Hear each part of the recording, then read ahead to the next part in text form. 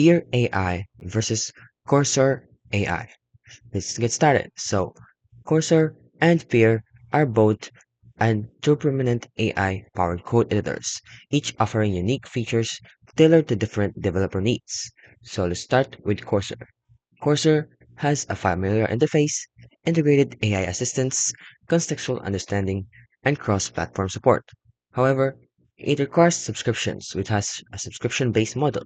It has performance issues, learning curve is very steep, and there are occasional inaccuracies. Now let's talk about Peer or Peer AI. Now for Peer AI, it has an open source and free. It is also built in AI features. It has data privacy and has customizable and cross-platform. However, it also has limited advanced features and they have a smaller community. So, choose Cursor if you're an experienced developer seeking a robust AI-assisted coding environment, and opt or choose Pear AI if you prefer an open source free solution with integrated AI capabilities.